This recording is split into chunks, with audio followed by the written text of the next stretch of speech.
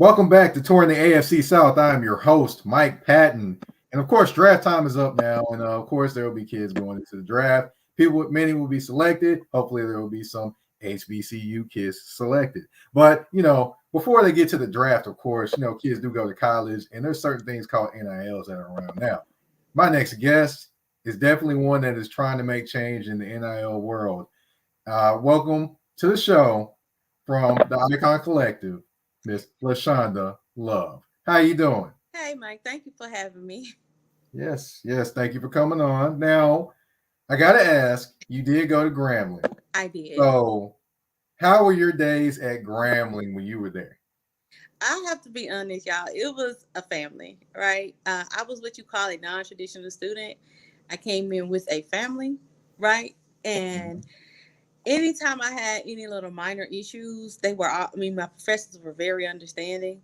Um, I actually got, because I was a woman and I majored in math, right? So there would be times when scholarships and things would come up, and they would make sure that they made that available for me, and I was able to get more money to finish out school. So I was supported 100% when I went to Grambling.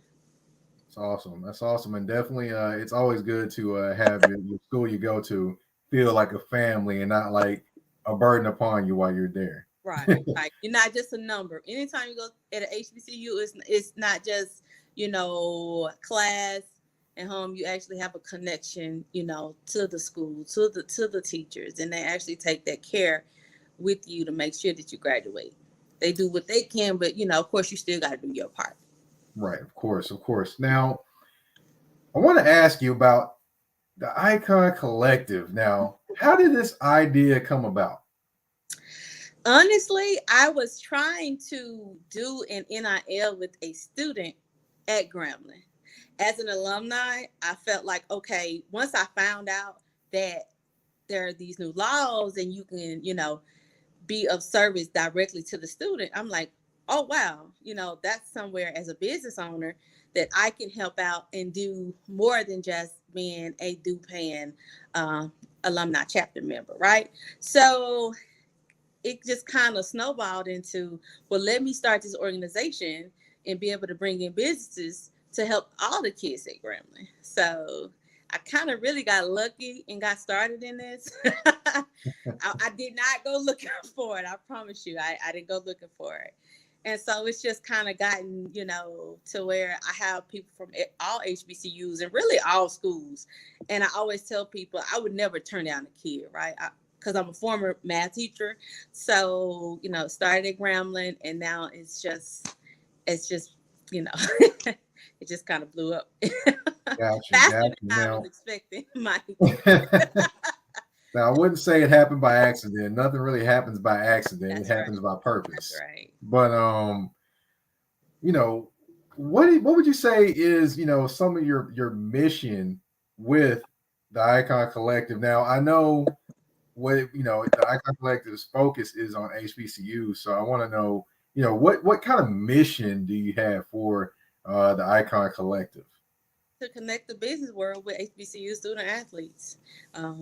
You hear about those $1 million deals and, at those bigger schools, but nobody's really manning the fort to make sure that this specific population has the same opportunities. So at Grambling, we say, why not Grambling? That was a phrase started by one of our legends, Martez Carter. And so that's why I'm like, when I started collective, hey, I can do this too, right? Those kids need the same amount of, resources, and they deserve it, as some of those kids at those bigger schools. And I think that as alumni, we should be the ones on the forefront trying to facilitate that for them.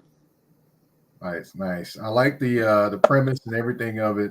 Now, how do you feel is the best way to kind of get this more into the HBCU world, and then the more the conscious of different HBCU campuses and universities just across the country?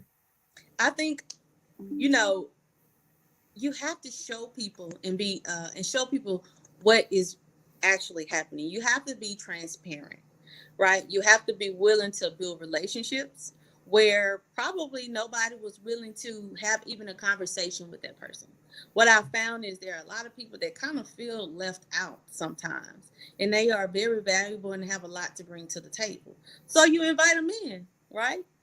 And you build those relationships, and it's not just about, oh, I'm a part of this group or that group, or if you want to help these kids, then I'm all for it. So Gotcha. Now, I did notice on Twitter where you were talking about, the group NILs versus individual NILs. Now, if you can you break down some of the differences between one and the other?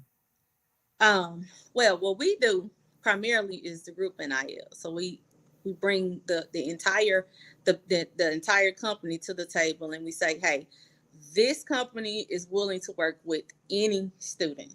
Anybody that signs up, they can take advantage of these services to help build their brand.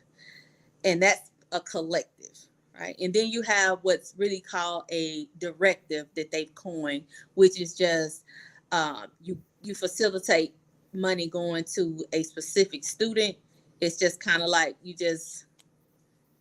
because really all you need is a LLC, or be a business. Let me say it like that. Be a business. And so you as a business owner, you direct money to a specific student. We don't want to do that. Like our goal is, hey, if there's an opportunity, then any student that wants to, put in the work or whatever, they can do it. So. All right. Now, I know you started at Grambling, but how far would you say your reach has kind of gone so far? Uh, as far as HBCUs, Yes. uh, uh, I I'll just say particular states. I would say as far as Florida. Okay. Yeah, So, definitely. What's it? FAMU down there, some Bethune Cookman down there. uh, I've been watching. I saw your Twitter feed. I saw it. FAMU, they're a different kind of crazy. But I'm looking Oh, for Bethune Cookman because they're a part of the SWAC, and if there's an opportunity there, I wouldn't want for their students to miss out on it. And I know that they're way kind of isolated, them and FAMU, from the more prominent SWAC schools, because they're kind of new in a sense. So I just want to bring whoever wants to be a part of it. Hey, but I am focused, on the specific group. gotcha. I understand. I would help any kid. They drive me crazy all day in my inbox, and I just that's why I've been saying, like, y'all, these alumni, y'all got to come on, because these kids are looking for something. And if we don't be a buffer, they're just going to go get anything. And we don't want that. We don't want our kids signing deals like it's in the 90s and Bad Boy Records, right? We don't want those Suge Knight deals going on. They don't, and then they're the COVID generation, right? The COVID graduates. So, there's definitely a learning curve right there for them. So it's not just about the money, it's about being a safeguard for the kids. Totally understandable, and it sounds like great work.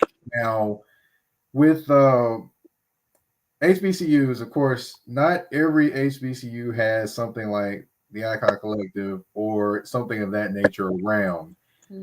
What advice or what thoughts would you throw out there to some HBCUs that haven't quite gotten on the NIL train?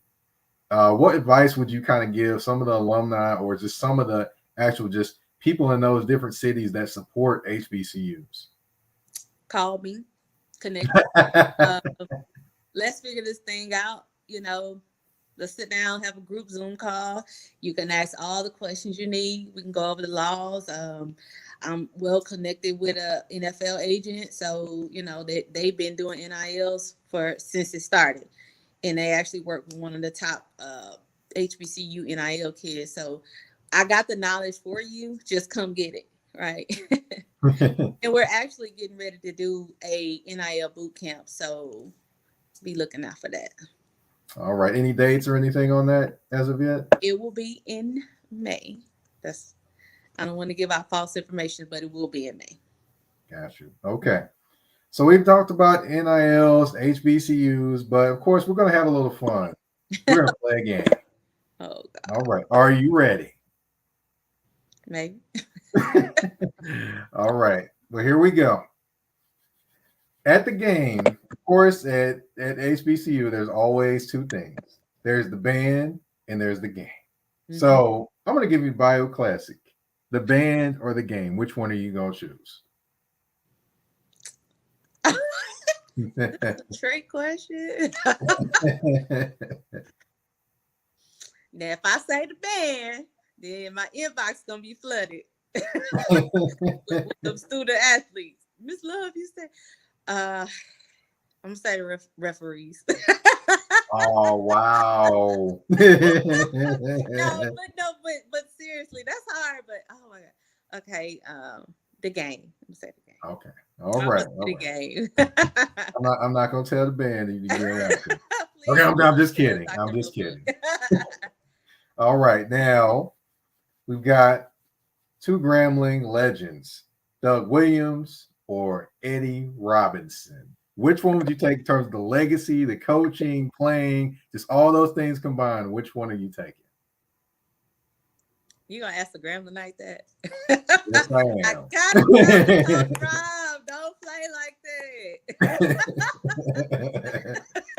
Gotta make tough choices. So hey, man, yeah, because it's different levels, right? Yeah, right.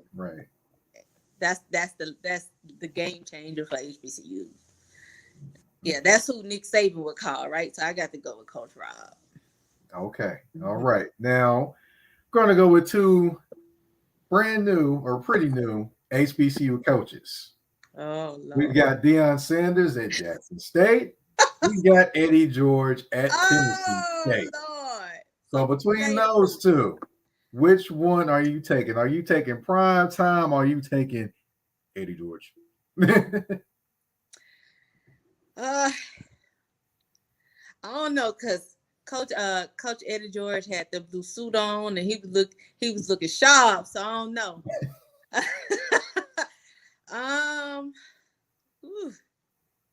I'm gonna go with Coach George, and I'm gonna explain why for the Jackson State fans. I want to see what he's going to build, and I'm excited to see where he's going to take Tennessee State. So it's the unknown that's more intriguing. I mean, Jackson State got it going on already, right? So I'm looking forward to really seeing, like what they're going to do, and their alumni are a lot nicer than Jackson State. Ooh, I'm Jackson State be coming with the head, boy. But they're cool people, but they just. You trying to say they're a lot? Hey, but I like zealous HBCU football fans. HBCU alumni, all that. I love that. I mean, because I talk a lot about social media engagement, and the numbers don't lie. If you looked at the Sparks stuff for Jackson State, I mean, and I'll send it to you if you haven't seen it, but it counts all the likes and all the engagement from Twitter and Instagram. So hey, it works. Yeah. So hold on, can't let you get away with that, because didn't you interview Coach Prime and Coach George? I didn't necessarily interview them, but I was at their press conference at the Southern Heritage Classic last year. Okay, so who you going with? Because I never. Well, I'm in Nashville, so I'm going to pick Eddie George. But it's no offense to Deion. Deion was very entertaining. His team was very prepared in the game that I watched. I mean, it was definitely an experience watching Jackson State play. And it's very entertaining in the press conference as well, because there was a reporter there that asked him.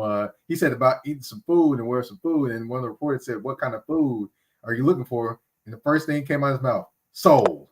That sounds like him. So it was it was quite entertaining, and I would say that Deion definitely they definitely play hard for Deion Sanders, but I got to go with Eddie George. I do love to see what's going on at Tennessee State University. Because listen, the recruits they getting, it's going to be a great game for the Southern Heritage Classic, and I hope I get to go. I've been trying to look at the map and see, I can make it work with Grambling playing that weekend too. But get the private jet. Huh? I'm kidding. That's what I'm saying. I gotta get it out, Call Coach George and say, hey. All right. We got to move on to the next question. Okay. All right. 2 legends at HBCU world. Oh, Walter Payton or Jerry Rice?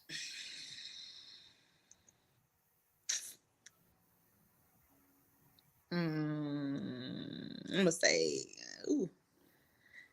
Jerry Rice. I'm gonna go with Jerry Rice. Yeah. There you go. Jerry Rice. Definitely put up numbers when he was doing his thing in college. What's that? He definitely put up numbers when he was doing his thing in college. That's true. Yeah, I'm gonna go with Jerry Rice. Now here's the last question. Celebration Bowl or the national title game? Hear me out. Okay. So, I've been looking at the data, right? So, as a fan too, and just to make my argument a little stronger, if you look at the difference between the playoffs, the people that actually watch the game, and then you look at in the championship, and then if you look at the SWAC championship and the Celebration Bowl, you will see that there is a lot to be said about the two. And there have been, I think the most is 2.59 million that watched the Celebration Bowl, and I think a little under that before Coach Prime was in the Celebration Bowl.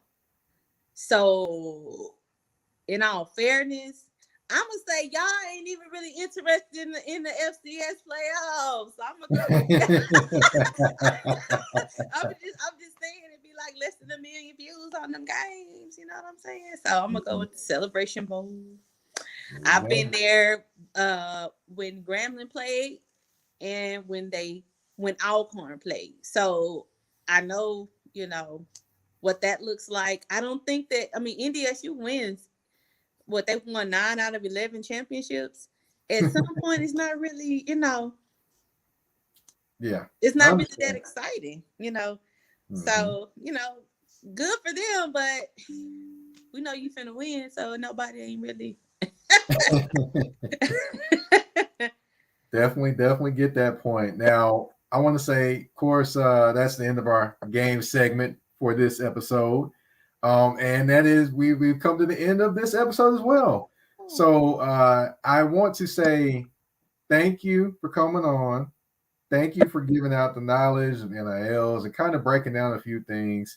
Hopefully, I want to see more HBCUs get more involved in NILs and knowing more about them and more alumni get involved. That will be an incredible thing to see the NILs reach a certain level, just like it does at a normal, or at your other colleges as well, because, it's for us, it's for our people. I just want to thank you again for coming on. The Icon Collective is the website. It's www.theiconcollective.org, correct? Yes. All right. Twitter name. Now, what's that? I said that screen name, that's my Twitter name. Okay. Well, I was going to give you a chance. Go ahead and tell everyone where they can reach you on social media and whatever else you want to give out. The floor is yours. I just wanted to say, Mike, thank you for having me. My Twitter name is YardTalkHTX. Now, I don't just talk about Grambling stuff all day long. I have a lot of people from different schools so that if you're looking to learn and kind of get into that space so you can figure out how to support, an HBCU, even though you're not a graduate, then just come on and add me. I keep it pretty clean on my page. So, we welcome all. Grambling is always looking for fans. So All right. Now, again, the website is the Icon Collective. It is www.theiconcollective.org. Miss Lashanda Love, thank you. And thank you for everyone that has been watching, listening to Touring the AFC South with your host, Mike Patton. We're out.